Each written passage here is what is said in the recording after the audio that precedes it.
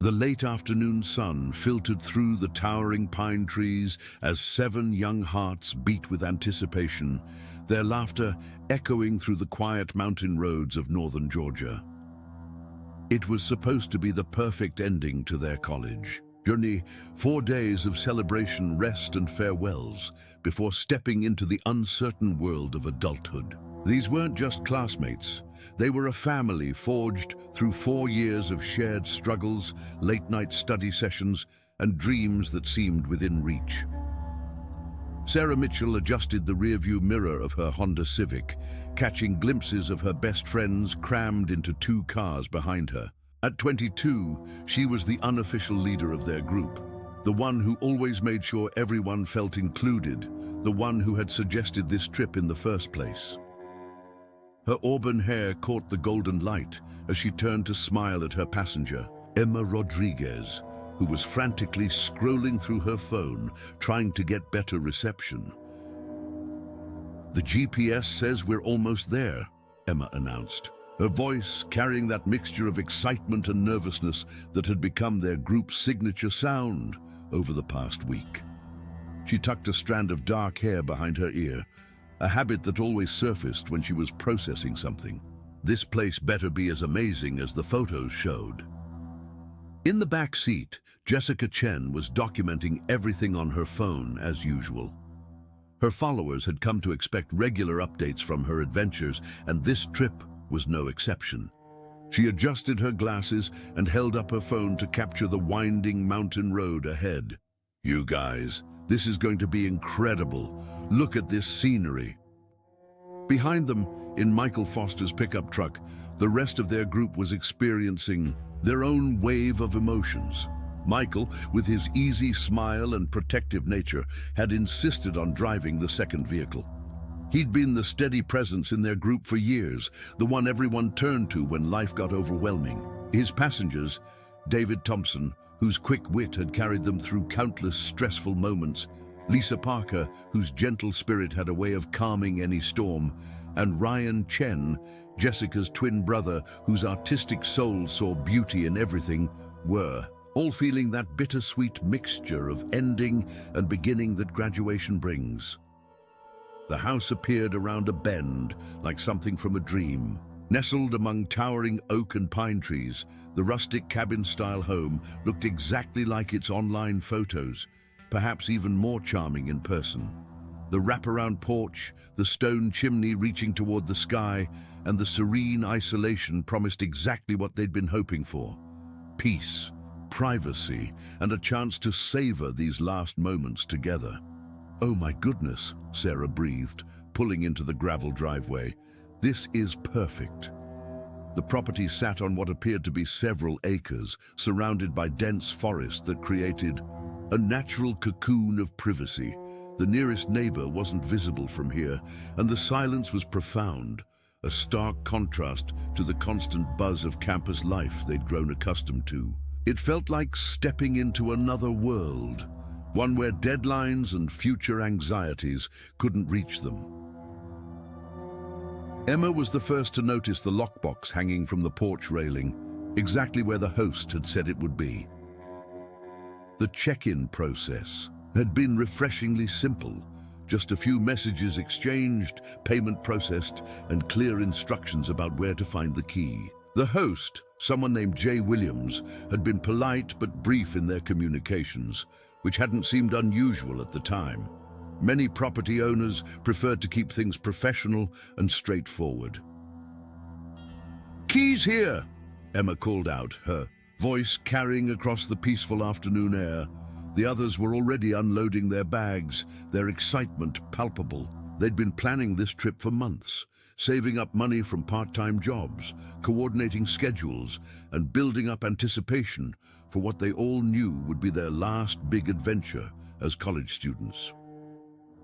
The front door opened with a satisfying creak that seemed to welcome them into their temporary home. The interior exceeded their expectations: exposed wooden beams, a stone fireplace that dominated the living room, comfortable furniture that invited long conversations, and large windows that framed the forest like living paintings. Everything was clean, well-maintained, and exactly as advertised. Dibs on the master bedroom, Jessica called out, racing up the wooden staircase with her twin brother close behind, their footsteps creating a rhythmic thunder that filled the house with life. "That's not fair. You didn't call dibs in the car," Lisa protested, though she was laughing as she said it. Their friendship had always been built on this kind of playful banter, the comfortable teasing that comes from deep trust and shared history. Sarah found herself standing in the living room, taking it all in. This house represented something important, not just a vacation rental, but a threshold. In 4 days, they would return to South Carolina, pack up their dorm rooms, walk across a stage, and scatter to different cities, different lives, different futures. The weight of that transition settled over her like a gentle sadness, the kind that comes with beautiful endings. "You okay?" Michael appeared beside her, his intuitive nature picking up on her sudden quiet. He'd always been able to read her moods, even when she tried to hide them. "Just thinking," she replied, offering him a smile that didn't quite reach her eyes. "About how this is really it, you know. After Sunday, everything changes." Michael nodded, understanding exactly what she meant. They'd all been feeling it, that mixture of excitement and grief that comes with major life transitions. It was why this trip felt so important, so necessary. They needed these 4 days to say goodbye properly, to create one last perfect memory together. The afternoon melted into evening as they settled into the house. David discovered a collection of board games in a cabinet, while Ryan found the perfect spot on the back porch for sketching the forest. Emma and Lisa worked together to organize groceries in the kitchen, their conversation punctuated by the kind of comfortable silences that only come from years of friendship. As the sun began to set, painting the sky in shades of pink and gold that filtered through the trees, the group naturally gravitated toward the living room. They'd ordered pizza from a place in nearby Ellijay, and the simple act of eating together on the floor, surrounded by their bags and the warm glow of the fireplace, felt like exactly what they'd been hoping for. "We should do this every year," Emma said suddenly, her voice cutting through the comfortable chatter. "I mean it. No matter where we end up, no matter what happens, we should make this an annual thing." "Promise?" Jessica asked, holding up her pinky finger in their old gesture of serious commitment. One by one, they all joined in, their fingers intertwined in a circle of promises and hope. In that moment, surrounded by the peaceful sounds of the forest and the warmth of their friendship, the future felt manageable, even bright. The first night passed peacefully. They stayed up late talking, sharing stories they'd told 100 times, but somehow needed to tell again, and making plans for the next few days. They wanted to hike some of the local trails, explore the nearby town, maybe have a bonfire if the weather cooperated.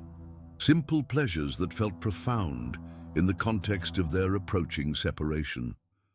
Friday dawned crisp and clear, with morning sunlight streaming through the large windows and painting golden rectangles on the wooden floors. The mountain air carried the scent of pine and something else, something clean and wild that made city-raised lungs feel suddenly expanded. It was the kind of morning that made everything seem possible. They spent the day exploring, driving into Ellijay to browse the small shops and grab lunch at a local diner where the waitress called them honey, and the coffee was strong enough to wake the dead. The town was charming in the way that small southern mountain communities often are. Friendly faces, unhurried pace, and the sense that everyone knew everyone else's business, but in a caring rather than intrusive way. Ryan filled an entire sketchbook page with drawings of the town square, while Jessica documented everything for her social media followers. The likes and comments were pouring in from friends back home who were living vicariously through their adventure. "You guys are so lucky," appeared in her notifications repeatedly. and she couldn't disagree. They returned to the house in the late afternoon, planning to cook dinner together and maybe start a fire in the fireplace. The isolation that had felt so peaceful the day before now felt like a luxury. No neighbors to worry about disturbing, no need to keep their voices down, just the 7 of them and all the time in the world. But as Friday evening settled over the mountains, something began to shift. It was subtle at first, a feeling more than anything concrete. Emma was the first to notice it, though she couldn't quite put her finger on what was bothering her. The house felt different somehow, as if the shadows were deeper, the silence more profound. Is it just me, or does this place feel, I don't know, bigger at night? She asked as they sat around the kitchen table playing cards. The overhead light cast warm circles around them, but beyond its reach, the house seemed to stretch into unknown territories. Older houses always feel different at night, David replied, though his usual humor was subdued. He'd been quieter than usual since they'd returned from town, lost in thoughts he hadn't shared with the group. Sarah had been having her own unsettling thoughts. Throughout the day, she'd noticed little things that didn't quite add up. The host had been unusually vague in their communications. The house, while clean and well-maintained, had a kind of impersonal feeling, as if it wasn't really lived in. And then there were the neighbors, or rather, the complete absence of them. In a rural area like this, you'd expect to see at least some signs of nearby homes. But there was nothing, just forest in every direction. Maybe we should call it an early night, Lisa suggested, though it was barely 9 o'clock.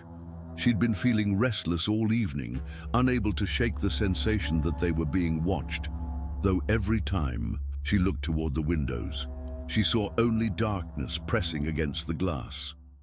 It was around 10:30 when Emma's phone rang, startling everyone out of their respective conversations. Her older brother's name appeared on the screen, and she answered with her usual cheerful greeting.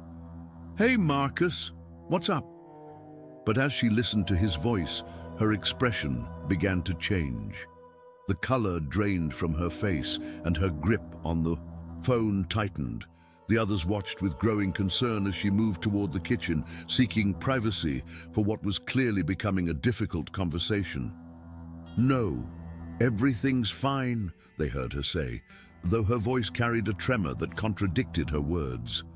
"We're just... Marcus, I need to call you back." She returned to the living room looking shaken, her phone clutched in her hand like a lifeline. "What's wrong?" Sarah asked immediately, her protective instincts activated by the fear in her friend's eyes. "My brother wanted to know if we'd seen the news," Emma said slowly, her voice barely above a whisper. "There was an incident at a vacation rental about an hour north of here. A family went missing." The words hung in the air like a physical presence, heavy and cold. Michael reached for the remote and turned on the TV, flipping through channels until he found a local news station. The story was just ending, but they caught enough to understand. A family of 4 had disappeared from their vacation rental 2 days ago. No signs of struggle, no explanation, just gone. "That's probably just a coincidence," David said, but his voice lacked conviction. They were all thinking the same thing, though none wanted to voice it. How do 4 people just disappear? The mood in the house shifted palpably. What had felt like cozy isolation now felt like dangerous remoteness. What had seemed like peaceful silence now carried undertones of something else, something watching, waiting. "Maybe we should head back tomorrow," Ryan suggested quietly, giving voice to what several of them were thinking. "No," Sarah said firmly, though her own heart was racing. "We're not going to let some random news story ruin our trip. We're safe here, we're together, and we're safe." But even as she said the words, she wasn't sure she believed them. The house around them suddenly felt less like a refuge and more like something else entirely, something that had been waiting for them, drawing them in with its rustic charm and promises of privacy. Outside, the Georgia mountains held their ancient secrets close, and the darkness between the trees seemed to pulse with its own quiet life. In the distance, something that might have been the sound of an engine drifted through the night air, though it was so faint it could have been imagined. Inside the house, 7 young people tried to recapture the joy and anticipation they'd felt just hours before, but something fundamental had shifted. The shadow of other people's disappearance had found them here, in this isolated place, where cell phone reception came and went, where the nearest neighbor was invisible, and where the forest pressed close against every window, like something alive and patient. None of them slept particularly well that night. The house, which had seemed so welcoming during the day, revealed different aspects of its personality in the darkness. Floors creaked with settling sounds that could have been footsteps. The wind in the trees outside created a constant whisper that occasionally rose to what sounded almost like voices. And somewhere in the walls, pipes or settling beams created rhythmic sounds that seemed almost purposeful, like a slow heartbeat echoing through the structure. Emma lay awake in her bed, staring at the ceiling and thinking about her brother's phone call. There had been something in his voice, not just concern, but genuine fear. Marcus wasn't the type to worry unnecessarily, and his questions had been pointed, specific. He'd wanted to know exactly where they were staying, who they'd been in contact with, whether they'd noticed anything unusual. At the time, she'd been annoyed by his overprotectiveness. Now, listening to the unfamiliar sounds of the house around her, she found herself wishing she'd asked him more questions. What exactly had happened to that family? How does someone just disappear from a place like this? In the master bedroom, Sarah was having similar thoughts. She'd volunteered to take the smaller room so that Jessica and Lisa could share the larger space, but now she found herself grateful for the solitude. It gave her space to think, to process the growing unease that had been building since they'd arrived. The house was beautiful, perfectly appointed, exactly as advertised. But there was something about it that felt wrong. Not obviously wrong, not dangerously wrong, just off. Like a photograph that was slightly out of focus, or a song played in a key that was almost, but not quite right. She thought about the host Jay Williams and their brief communications, professional, polite, efficient, but also strangely impersonal, as if they were following a script rather than actually engaging with potential guests. And the check-in process had been almost too smooth, too simple. No personal greeting, no local recommendations, just instructions and a lockbox code. Outside her window, the forest pressed close, and Sarah found herself wondering what lived out there in the darkness. Not just animals, though surely there were bears and other wildlife in these mountains, but something else. Some presence that made the hair on the back of her neck stand up when she thought about stepping outside alone.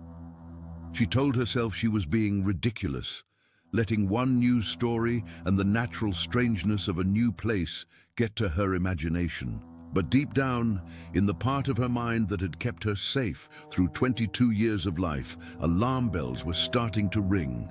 Saturday would bring new concerns, new questions, and the beginning of a nightmare that would stretch far beyond anything they could have imagined. But for now, they were 7 young people trying to sleep in a house that seemed determined to keep them awake, surrounded by a forest that held its secrets close, under a sky that watched everything and revealed nothing. In a few hours, their phones would stop working. Their social media posts would cease. The outside world would begin to wonder where they were and why 7 bright, connected, documented lives had suddenly gone silent. But for now, in these last hours of normalcy, they were simply college graduates on a weekend trip, dealing with nothing more complicated than restless sleep and overactive imaginations. The house around them settled deeper into the night, its wooden bones creaking soft songs that sounded almost like lullabies, almost like promises, almost like warnings.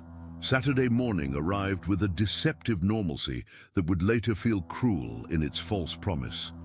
The sun streamed through the windows just as it had the day before, painting the same golden rectangles on the wooden floors, carrying the same scent of pine and mountain air. But something had changed during the night, something subtle and fundamental that none of them could quite name. Sarah was the first to wake, her internal clock still set to her campus schedule. Despite their relaxed vacation plans, she made her way to the kitchen, planning to start coffee for the group, but stopped short when she noticed her phone. No signal. Not even one bar, where yesterday she'd had at least intermittent service. She tried moving to different parts of the house, holding her phone up toward the windows, even stepping onto the front porch where the morning air raised goosebumps on her arms. Nothing. It was as if some invisible barrier had descended overnight, cutting them off from the outside world. "Mine's dead too," Emma said, appearing in the kitchen with her own phone in hand, her voice carrying a note of frustration tinged with something deeper. Not dead, but no service anywhere.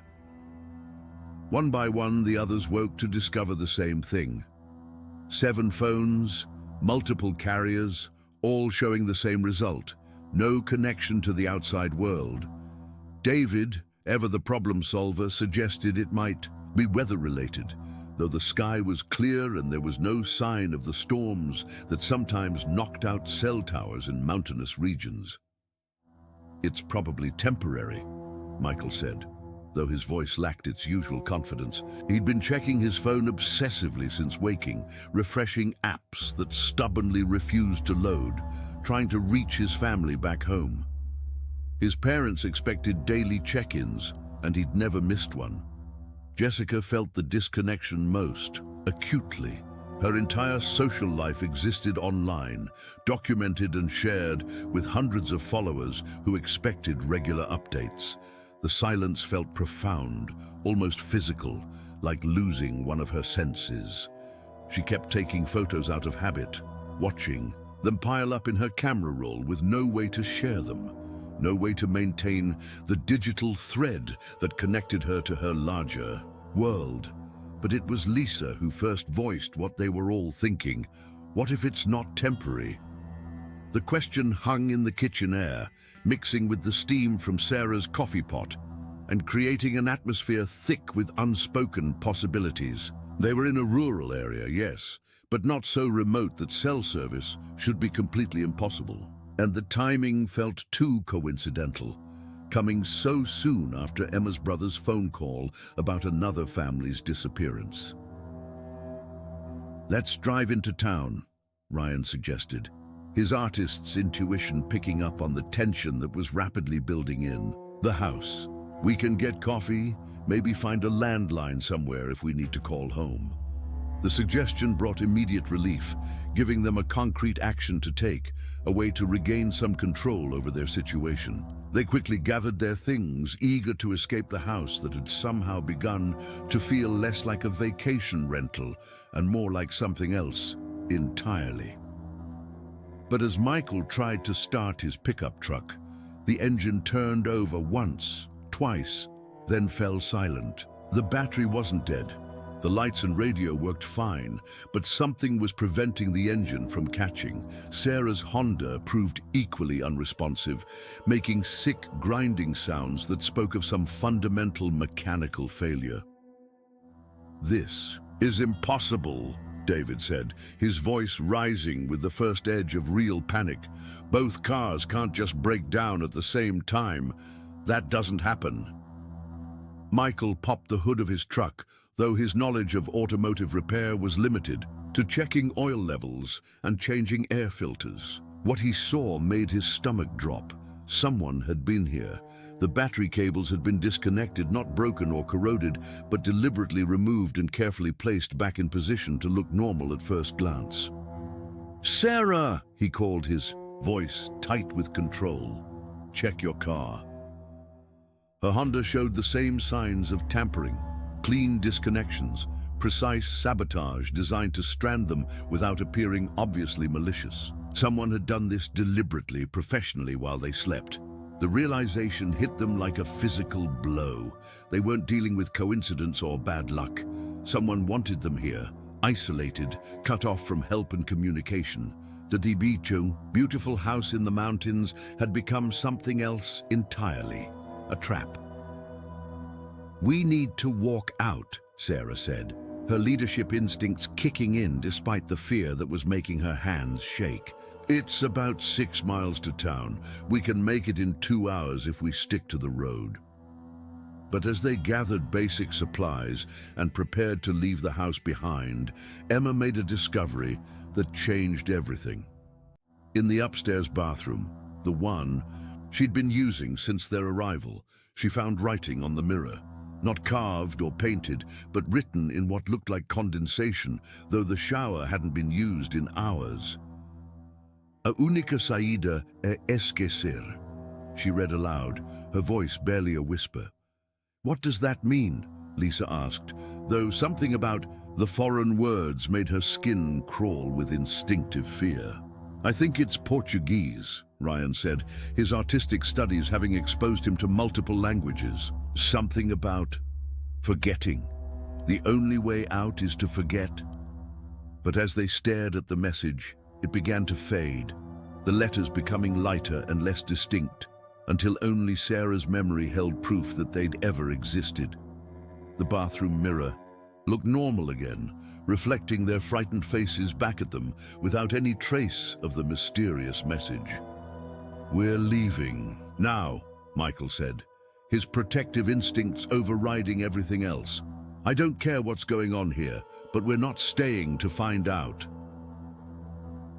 They threw essential items into backpacks, water, snacks, phones despite their uselessness, and what little cash they had between them. The house around them suddenly felt hostile, as if the walls themselves were listening to their plans, as if something was waiting for them to make exactly this decision.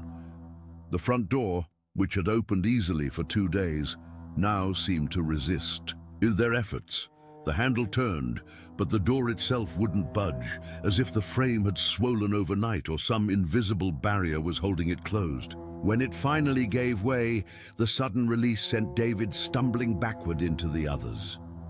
Outside, the morning that had seemed so normal from within the house revealed a different character. The air was still and heavy despite the altitude and mountain location. No birds sang in the trees, no insects buzzed in the grass. Even the leaves seemed frozen, as if the entire forest was holding its breath. But they were moving, walking down the gravel driveway toward the road, putting distance between themselves and whatever the house represented. With each step, their confidence grew. They were young, healthy, intelligent people. They could walk 6 miles. They could find help. They could get home. The dirt road that connected the house to the main highway seemed longer than it had when they'd driven in 2 days earlier. The forest pressed close on both sides, creating a tunnel of green that blocked out much of the morning sky. Their footsteps sounded unnaturally loud in the silence, echoing off the trees in ways that made it seem like they were being followed. Emma kept looking over her shoulder, convinced she could hear other footsteps matching their rhythm, stopping when they stopped, resuming when they resumed. But every time she turned, there was nothing but empty road behind them. After what felt like an hour of walking, though their disabled phones made it impossible to track time accurately, they reached what should have been the intersection with the main highway. Should have been, but wasn't.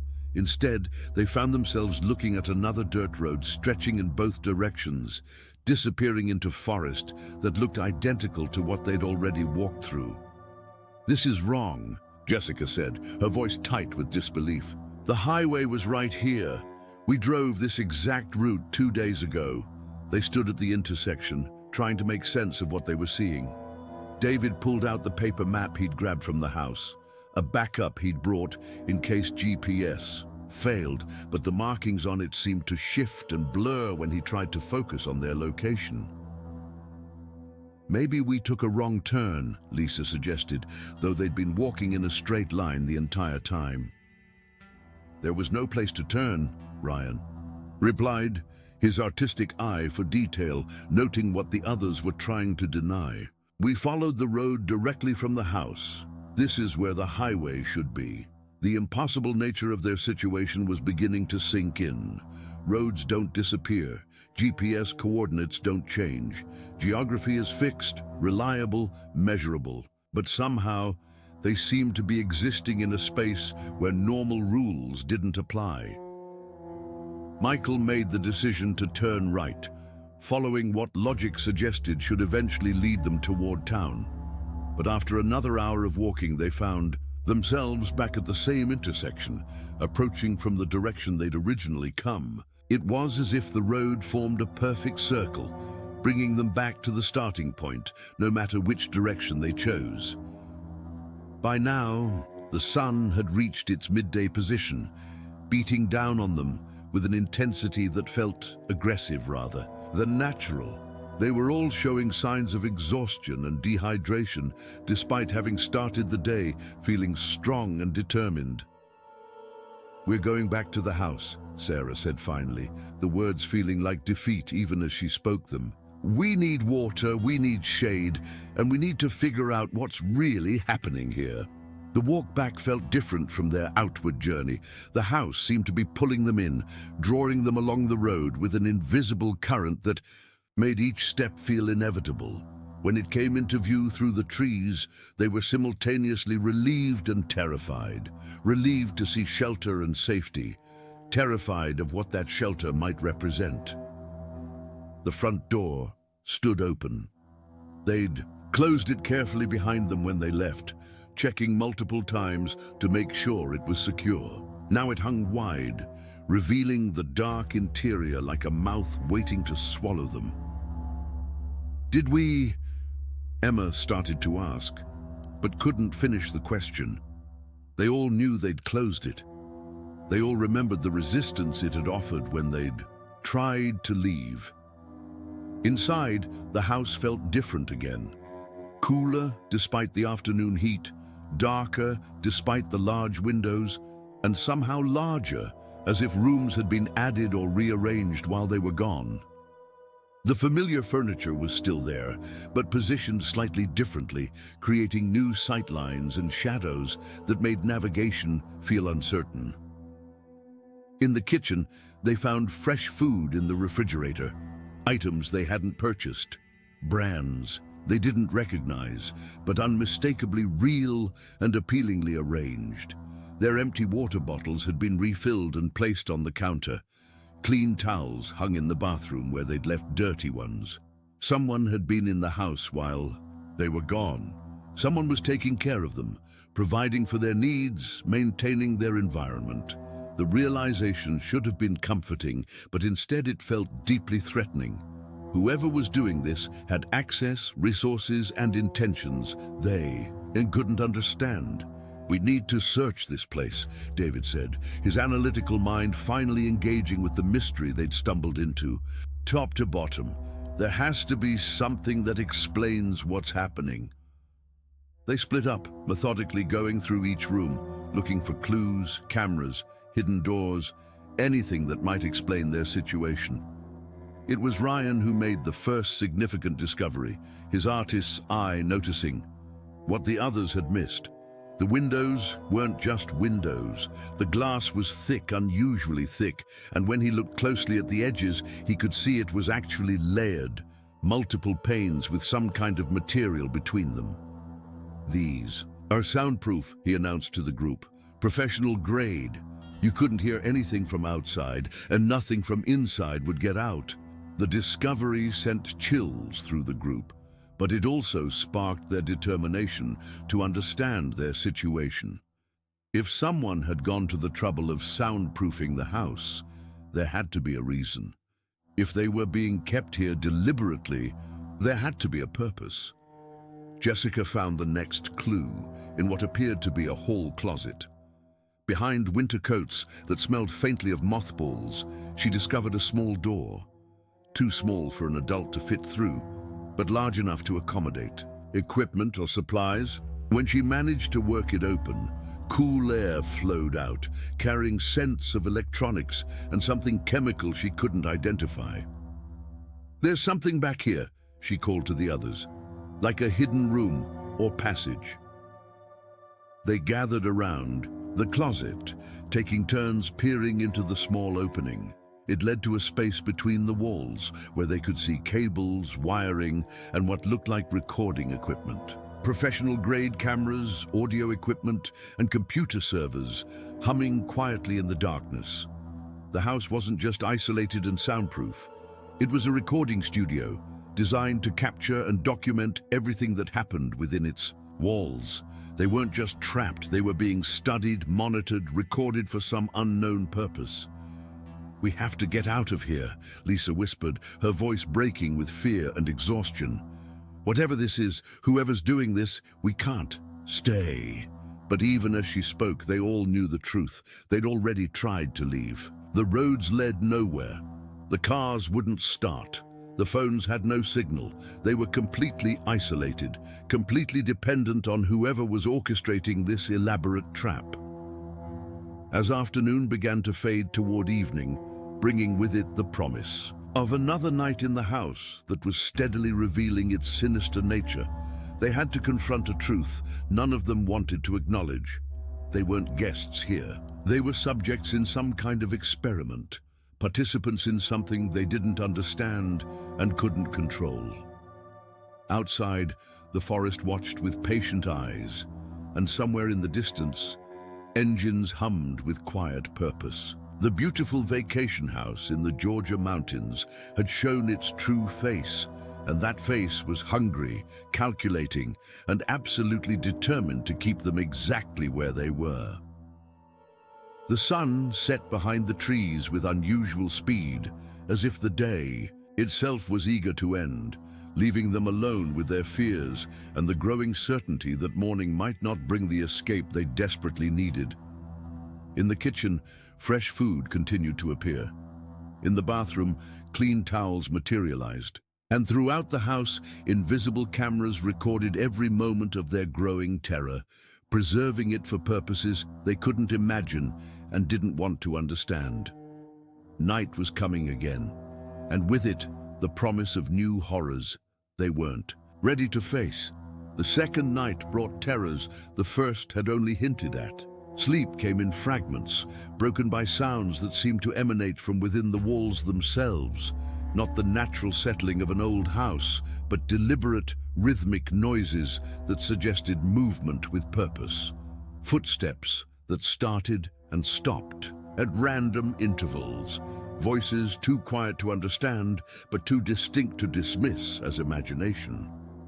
Emma was the first to give up on sleep entirely. She sat by her bedroom window, staring out into the darkness that pressed against the glass like something alive. The forest, which had seemed merely isolated during the day, now felt actively malevolent. Shapes moved between the trees. Too large to be animals, too fluid to be human, too consistent to be products of her frightened mind. Around 3 in the morning, she heard her name being called. Not shouted, not whispered, but spoken in a normal conversational tone that somehow carried through the soundproof walls and into her consciousness like a direct injection of fear. The voice was female, familiar, but wrong in a way that made her skin crawl with recognition she couldn't place. Emma. There it was again, coming from somewhere outside her window. "Emma, come see." Her rational mind screamed warnings, but something deeper, some primitive part of her brain that responded to command rather than logic, urged her toward the window. She found herself pressing her face against the glass, cupping her hands around her eyes to block out the room's reflection, searching the darkness for the source of the voice. A light appeared between the trees. Not electric, something warmer, more organic, like candlelight or flame. It bobbed and weaved through the forest, coming closer to the house with each pulse. As it approached, Emma began to make out a figure carrying it. A woman in what looked like a flowing white dress, moving through the underbrush with impossible grace. The figure stopped at the edge of the tree line, perhaps 50 feet from the house, and turned toward Emma's window. Even at that distance, even in the uncertain light, Emma could see her face clearly. It was her own face, but wrong, older, sadder, marked by experiences Emma had never had and sorrows she had never felt. The other Emma raised one hand in greeting, smiled with lips that seemed too wide, and mouthed words that carried across the impossible distance with crystal clarity. "You can't leave. None of us can leave." Then the light went out, and the darkness swallowed everything. Emma stumbled backward from the window, her heart hammering against her ribs with such force she wondered if the others could hear it through the walls. She sat on her bed, shaking, trying to convince herself that exhaustion and stress had created the hallucination. But the image of her own face, wrong, haunted, impossible, remained burned into her vision. She wasn't the only one experiencing impossible things. Down the hall, Michael was dealing with his own nightmare. He'd fallen asleep around midnight, only to be awakened by the sound of his cell phone ringing. Impossible, since the phone had no signal and hadn't worked since yesterday morning, but there it was. His ringtone, his mother's contact photo, his familiar swipe-to-answer screen. "Michael?" His mother's voice came through clear and strong, as if she were calling from the next room instead of hundreds of miles away in South Carolina. "Michael, honey, where are you?" "Mom?" He sat up in bed, relief flooding through him at the sound of her familiar voice. "Mom, we're stuck. Something's wrong with the house, with the cars. We can't get out." "What house, sweetheart? You're supposed to be at graduation practice today. Everyone's looking for you." Graduation practice? Michael felt reality shift around him like sand. "Mom, graduation was last week. We're on our trip, remember? The vacation house in Georgia." Silence on the other end of the line, stretching so long he wondered if the call had dropped. When his mother's voice returned, it carried a tone he'd never heard before, deep, infinite sadness mixed with something that might have been fear. "Michael, baby, listen to me carefully. You need to come home. You need to come home right now, because if you don't..." The line went dead. He stared at his phone, watching the call disappear from his recent history as if it had never happened. The screen showed no signal, no missed calls, no evidence that the conversation had taken place. But he could still hear his mother's voice, still feel the wrongness in her tone, still sense the urgent warning she'd been trying to give him. In the master bedroom, Sarah was confronting her own impossible experience. She'd been lying awake, listening to the strange sounds in the walls, when she heard the front door open and close. Footsteps crossed the living room below, not the careful, quiet steps of someone trying not to wake others, but confident, purposeful movement. She crept to her bedroom door and opened it just enough to peer into the hallway. Light was coming. From downstairs, warm yellow light that suggested someone had turned on lamps or lit candles. Voices drifted up, familiar voices, her friends' voices, talking and laughing as if they were having a normal evening together. But all her friends were upstairs, in their respective bedrooms, dealing with their own sleepless night. She'd heard Emma moving around in the next room, and Michael's muffled voice talking to someone on his phone. The conversation downstairs involved people who couldn't be there. Curiosity overrode caution, and Sarah crept to the top of the staircase. What she saw made her question her own sanity. Her 6 friends sat in the living room, but wrong, slightly off, like actors playing roles they didn't quite understand. Their movements were too stiff, their laughter too bright, their conversation too scripted. Sarah should come down, the thing that looked like Emma said, turning toward the staircase with eyes that reflected light like an animal's. Sarah always joins us for our evening talks. Yes, agreed the Michael thing. Its smile too wide and lasting too long. Sarah never misses our friendship time. One by one, they all turned toward the staircase, their faces expectant and wrong, their eyes holding depths that suggested intelligence, but not humanity. 6 perfect copies of her best friends, sitting in a perfect recreation of their usual gathering, waiting for her to complete the scene. Sarah backed away from the staircase so quickly she nearly fell. Her hands pressed over her mouth to muffle the scream that wanted to escape. She ran to her bedroom and locked the door, though she knew the simple mechanism would provide no real protection against whatever was happening in this house. The next morning arrived with the same deceptive normalcy as the day before, but now they all carried the weight of their individual nighttime experiences. They gathered in the kitchen like survivors of a shared disaster, looking for comfort in numbers and familiarity. "Did anyone else?" Emma started, then stopped, unable to articulate what she'd seen and experienced. "The phone call," Michael said quietly. "My mother called me, but my phone doesn't work." "The people downstairs," Sarah added, her voice barely above a whisper. "They looked like us, but they weren't us." One by one, they shared their experiences, painting a picture of a house that wasn't just monitoring them, but actively engaging with them, playing with their perceptions, testing the boundaries of their sanity. Whatever was happening here went far beyond simple surveillance or even kidnapping. They were subjects in something far more complex and terrifying.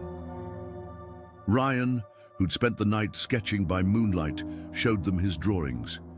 He'd intended to capture the peaceful forest scene outside his window, but what had emerged on paper was something entirely different: architectural drawings of the house, but with additional rooms, hidden passages, and underground levels that shouldn't exist. His artist's hand had drawn blueprints from memory he didn't possess, showing them a structure far more complex than what they could see. "I don't remember drawing these," he said, his voice shaking. "I was trying to draw trees, but this is what came out. It's like something else was guiding my hand." The drawings revealed a house within a house, hidden spaces behind every wall, observation rooms above every bedroom, and beneath the foundation, a complex of rooms that stretched deep into the mountain itself. If the drawings were accurate, they were living in just the surface layer of something much larger and more sophisticated. "We need to find these hidden areas," David said, his analytical mind latching onto the concrete problem the drawings presented. "If we can understand the full scope of what we're dealing with, maybe we can find a way out." They spent the morning systematically searching the house, using Ryan's impossible drawings as a guide. Behind the kitchen pantry, they found a door, hidden by false shelving. Down the hall from the bedrooms, a section of wall proved to be hinged, revealing a narrow staircase leading up into the house's roof structure. The discoveries were both enlightening and terrifying. The house was riddled, with hidden passages, observation points, and rooms that served no obvious purpose except surveillance and control. In one hidden room above the living area, they found banks of monitors showing live feeds from cameras throughout the house. Cameras they'd never noticed, but which had been recording their every movement since arrival.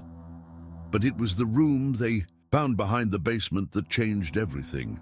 Using Ryan's drawings, they located a hidden door in what they'd assumed was the foundation wall. Behind it lay a corridor carved directly into the mountain rock, leading to a complex of rooms that felt more like a research facility than part of a vacation rental. The first room contained filing cabinets filled with detailed documentation, not just about them, but about dozens of other visitors to the house over the past several years. Photographs, psychological profiles, behavioral analysis, and reports written in clinical language that reduced human beings to subjects and data points.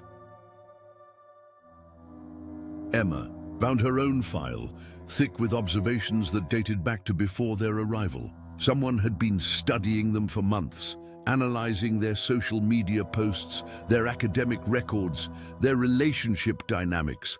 The level of detail was staggering and deeply violating, every aspect of their lives reduced to data points in an elaborate study.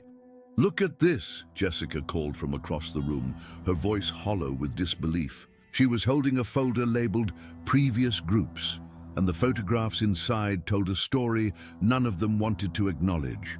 Group after group of young people, all in their early 20s, all looking happy and excited in what were clearly arrival photos. But as the photos progressed through each group's stay, the expressions changed.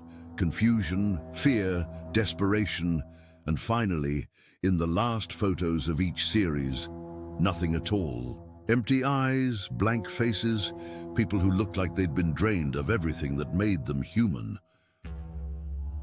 The final photos in each series showed the groups leaving, but wrong, moving with the same stiff, unnatural gait they'd seen in their doppelgangers the night before. Whatever happened in this house didn't just trap people. It changed them, replaced them, sent something else back into the world wearing their faces. In the deepest room of the complex, they found the central control station, a sophisticated computer setup that monitored not just the house, but apparently dozens of similar properties across the southeastern United States. Each location showed the same pattern: isolated rental properties, young guests, extended monitoring periods, and outcomes that the clinical reports described as successful integration events. The scope of the operation was staggering. This wasn't an isolated incident or the work of a single disturbed individual. It was a coordinated network operating across multiple states, processing hundreds of young people through a system designed to study, replace, and deploy human replicas for purposes the documentation never quite explained. But it was David who found the most chilling discovery: a schedule showing their own processing timeline. According to the documentation, they were in Phase 2 of a 4-phase program. Phase 1 had been the initial observation and baseline establishment. Phase 2 was environmental adaptation and behavioral modification. Phase 3 would be essence extraction and replication preparation. Phase 4 was replacement deployment and original disposal. They were not just trapped, they were being prepared for replacement.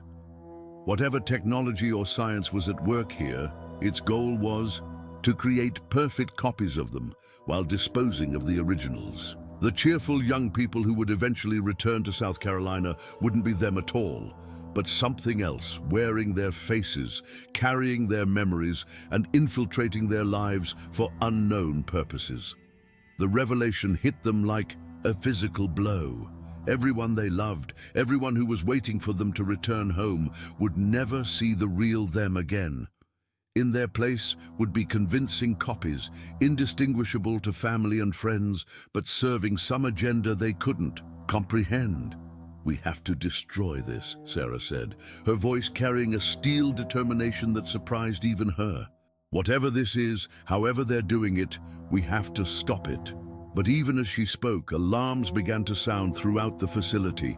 Red lights flashed in the corridors, and automated voices announced, "Security breach detected. Initiating. Phase 3 acceleration. All subjects report to processing stations immediately."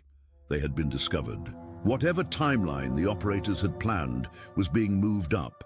Phase 3, essence extraction and replication preparation, was beginning now, whether they were ready or not. Throughout the mountain complex, machinery hummed to life with sounds that suggested purposes too terrible to imagine. The house above them sealed itself completely, all exits locking with mechanical finality. And somewhere in the darkness of the underground facility, something that might have been footsteps, or might have been something else entirely, began moving toward their location with purposeful, inexorable intent. The trap was closing, and Their time as themselves, as the people they had always been, was running out faster than they could count. The alarms created a symphony of terror that echoed through the mountain corridors. But it was the sound underneath. Mechanical, rhythmic, like massive gears engaging, that made their blood freeze. Whatever system had been patiently studying them was now preparing to act, and they could feel the weight of unseen machinery awakening around them. "We have to move," Michael said, grabbing papers from the filing cabinets while Sarah frantically tried to access the computer system. "If they're accelerating the timeline, we need to understand what we're dealing with." But the computer screens were already changing, displaying countdown timers and technical diagrams that none of them could interpret. Sarah's fingers flew over the keyboard, trying to access anything that might help them escape or fight back. But the system was locking down, returning to default states that clearly didn't include guest access. Ryan's artistic mind was processing the architectural elements of the facility around them, noting details the others missed in their panic. "These corridors," he said, his voice tight with concentration, "they're not just carved into the mountain. Look at the walls. They're lined with some kind of metal, like they're shielded or reinforced." Jessica was documenting everything with her phone, though without signal the photos would never reach the outside world. But some instinct told her to preserve what they were seeing, to create a record that might somehow survive, even if they didn't. It was Emma who noticed the change in air pressure first, a subtle shift that made her ears pop and her sinuses ache.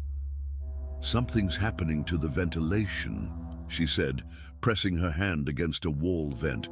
"The air feels different." David was analyzing the schedule they'd found, his engineer's training helping him decode some of the technical language.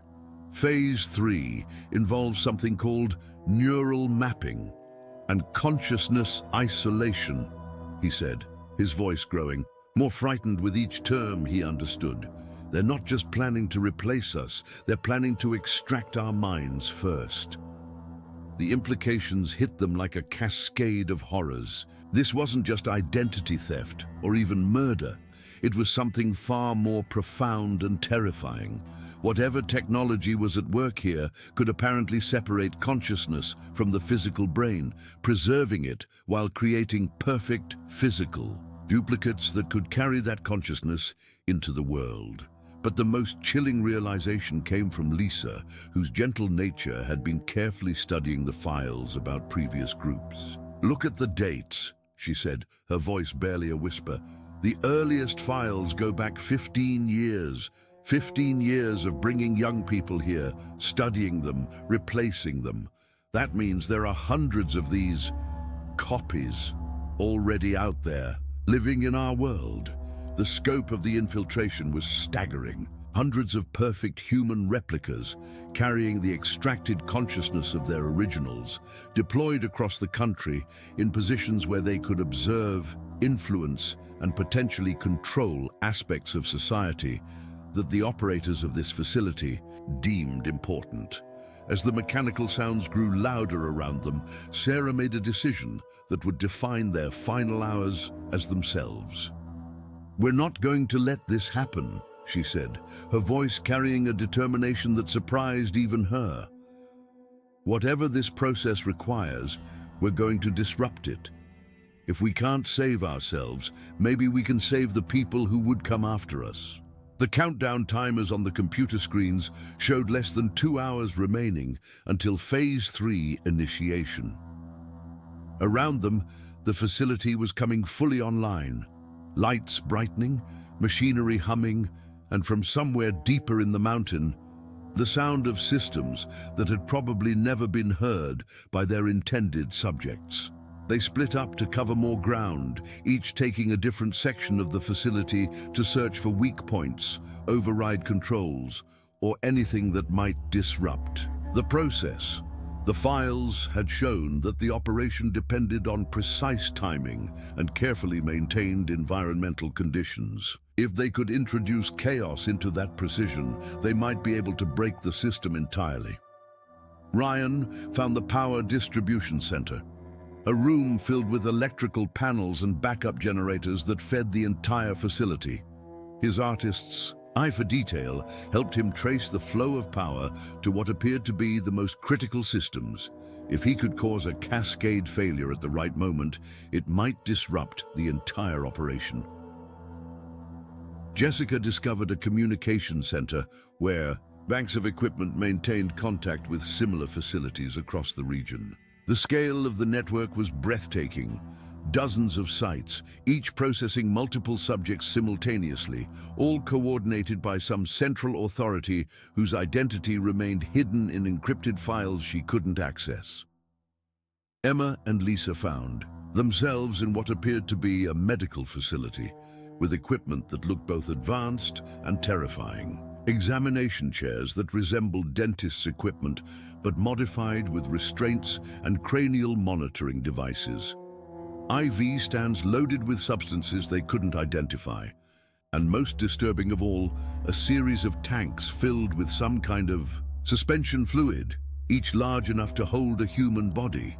Michael and David discovered the heart of the operation, a chamber deep in the mountain where the actual consciousness transfer apparently took place. The room was dominated by two identical chair-like devices, connected by cables and surrounded by monitoring equipment that suggested capabilities far beyond current known science.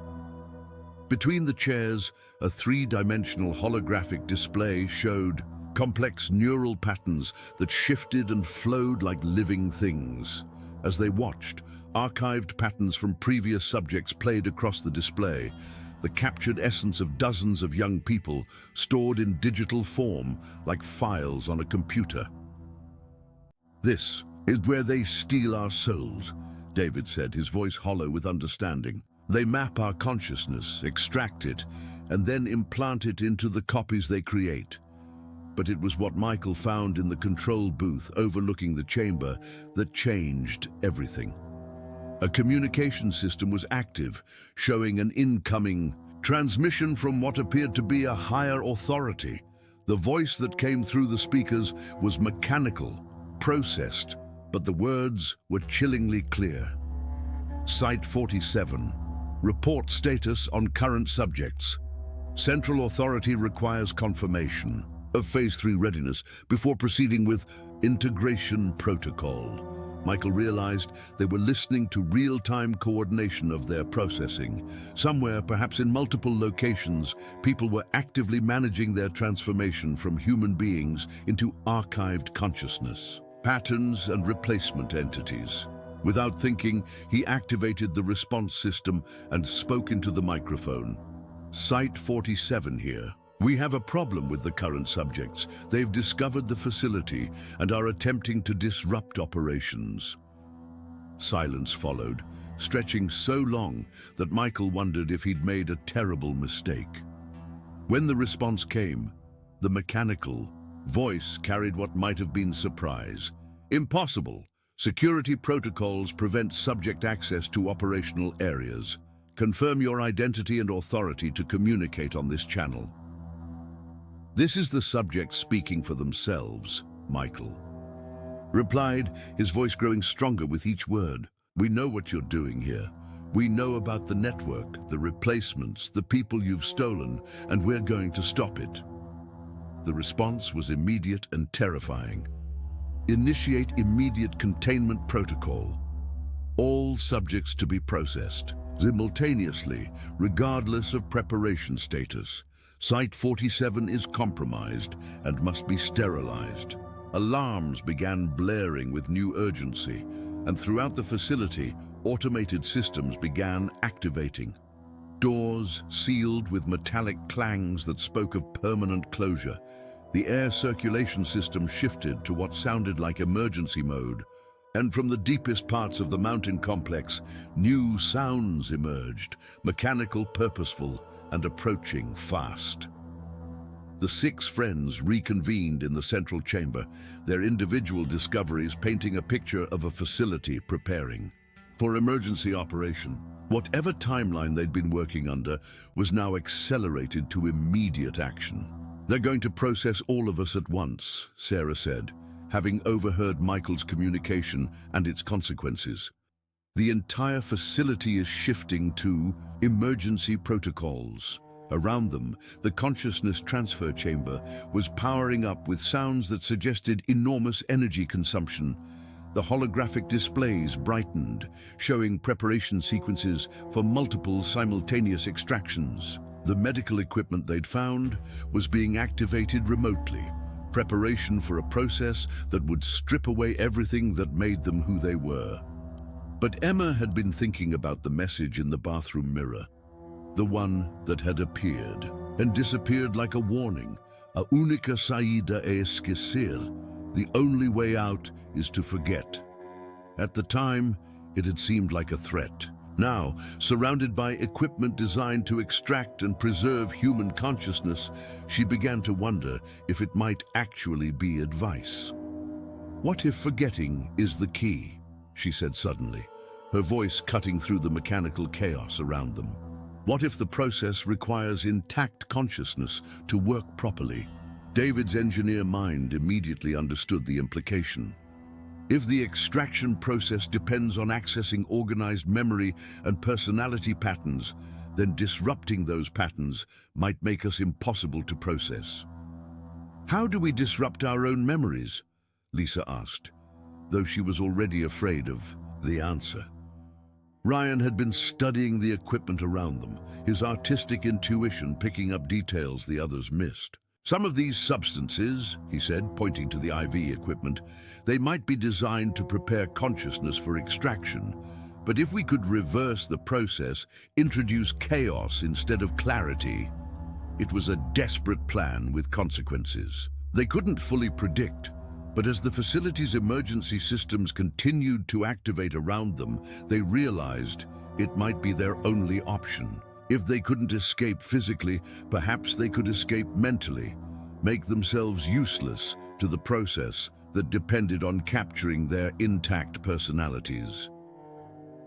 Sarah made the decision for all of them. We do it, whatever it takes to disrupt the process, to make ourselves impossible to replicate. We do it. They moved quickly through the facility, gathering the chemical preparations that appeared to be part of the consciousness extraction process. Ryan's understanding of chemistry, combined with David's engineering knowledge, helped them reverse engineer a mixture that might induce the kind of temporary memory disruption that could protect them.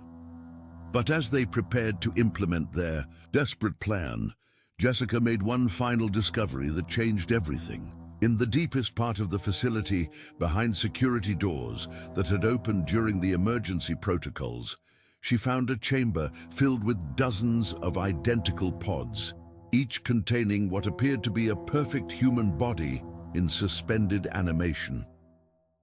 The replication facility.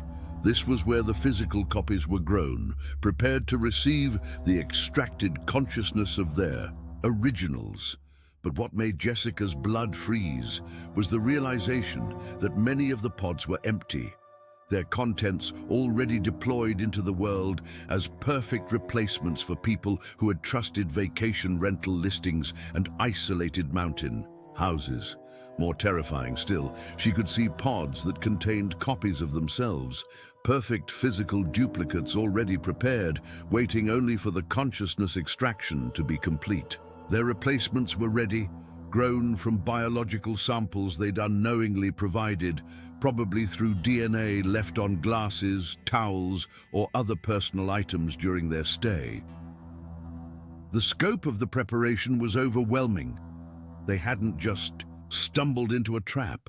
They'd been selected, studied, and processed with the same methodical precision that dozens of other groups had experienced. Every detail of their visit had been orchestrated, from the online listing that had caught their attention to the isolation that made escape impossible. As emergency lights bathed the facility in red warning signals and the sound of approaching containment teams echoed through the corridors, the seven friends faced a choice that would define not just their own fate, but potentially the fate of everyone they loved back home. They could submit to the process, allowing their consciousness to be extracted and implanted into the waiting copies, preserving their essential selves while enabling their infiltration of the outside world. They could resist and face whatever sterilization protocols the facility employed for compromised subjects. Or they could implement their desperate plan to disrupt their own consciousness, making themselves useless to the process, but potentially destroying everything that made them who they were. In the end, it was love that made the decision for them. Love for their families, who would never know that perfect strangers were wearing their children's faces. Love for friends, who would unknowingly trust dangerous entities, believing them to be people they cared about. Love for a world that deserved to know the truth about the network of replacements that had been slowly infiltrating human society for 15 years. Hand in hand, they made their choice, each one knowing that the young people who might someday return to South Carolina would be fundamentally different from the ones who had set out for a mountain vacation filled with hope and anticipation. The facility's emergency systems continued their relentless countdown, but the seven friends had found their own way to resist, their own method of ensuring that whatever emerged from this mountain would not be the perfect weapons their captors had intended to create. In the end, they chose to forget everything rather than allow their memories to be stolen. They chose chaos over control, disruption over preservation, and the unknown consequences of damaged consciousness over the certainty of replacement and infiltration. The house above them continued to wait patiently for new guests, its online listing ready to attract the next group of young people looking for isolated peace and mountain tranquility. But the facility below would find their newest subjects unsuitable for processing, their consciousness too fragmented and disrupted to serve the network's purposes. Some battles are won not through strength or cleverness, but through the willingness to sacrifice everything rather than allow evil to succeed. On a mountain in northern Georgia, 7 young people discovered what they were truly made of when faced with the unthinkable. And their choice to resist at any cost would echo through a network that had thought itself invulnerable. The only way out was indeed to forget. But in forgetting themselves, they remembered what mattered most, protecting the people they loved from a danger too vast and too patient for anyone to imagine. If this story touched your heart, if it made you think about the people you love and the lengths you'd go to protect, then please don't keep it to yourself. Share your thoughts in the comments below. What would you have done in their situation? Have you ever felt that instinctive warning that something wasn't right, even when everything looked perfect on the surface? Your engagement means everything to creators who pour their hearts into these stories. Hit that like button if this narrative moved you. Subscribe to stay connected with more stories that explore the depths of human courage and love, and most importantly, share your own experiences. Sometimes the most powerful protection we have against the darkness is simply talking about it, sharing our stories, and staying connected to each other. Remember, in a world where digital connections often replace human ones, your real relationships, your authentic self, and your instinct to protect those you love are more precious than any technology could ever replicate.